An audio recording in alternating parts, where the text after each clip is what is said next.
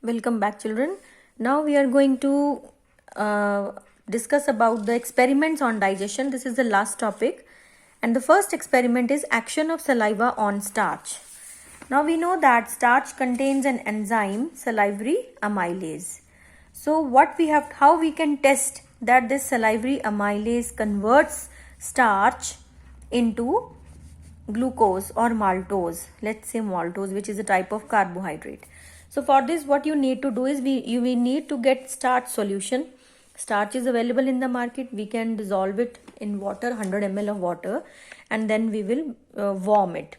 And after we get solution, we can divide it into two test tubes. Take starch solution in both, and then keep them in warm water, or you can hold them tightly in your hands to provide heat, because you have to give that much temperature which is present in your mouth. Now in one solution we are adding iodine. Actually, iodine is used to test for starch. When we put iodine drops in starch solution, what we get blue black color. This blue black color indicates the presence of starch, okay, in a given food product. Now we have taken starch. Now in one test tube we are going to add saliva. Suppose we add saliva by chewing a chewing gum, and then you can dissolve in it, and then you perform the test by putting iodine. After some times you will see that this will not show blue black color. In fact, it will show the test for glucose, or you can say the test for sugars, and for that we are using Felling's solution. And the color change will indicate, means now it will give the test which is for sugars, not for the starch. So this indicates that starch contains salivary amylase. Okay. Second experiment they have given is action of pepsin on egg white. Now this is quite interesting experiment. Action of pepsin. Pepsin is what? Pepsin is you have studied enzyme.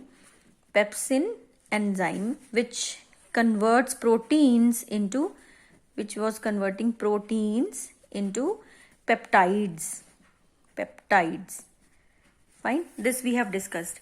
Now for this, what we are going to do is we will take, as you know that egg is rich in protein, so we will take egg white,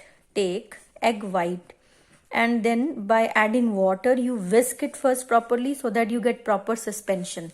Dissolve it in 100 ml of water and then make proper suspension of it. You will find some cloudy appearance over it. And then take 5 test tubes, 4 or 5 test tubes. Let's say these are the 5 test tubes, and you write them as A, B, C, D, E, and put little bit of this egg white in all the test tubes.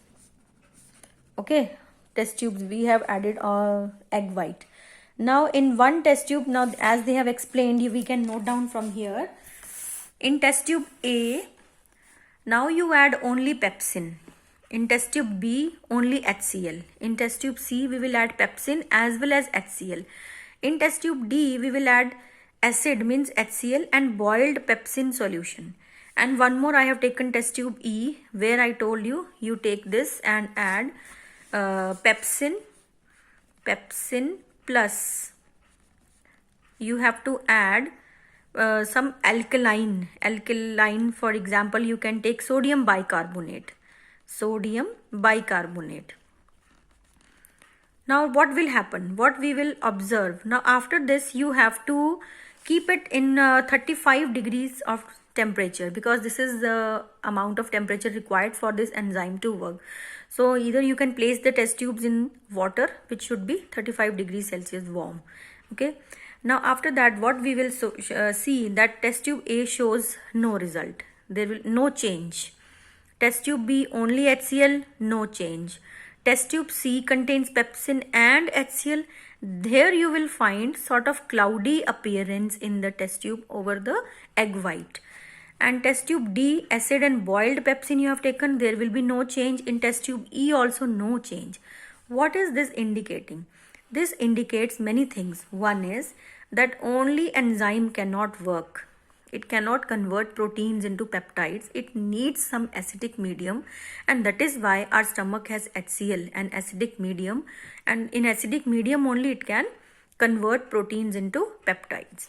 Secondly, if you are taking only HCl, no change because HCl cannot convert the proteins.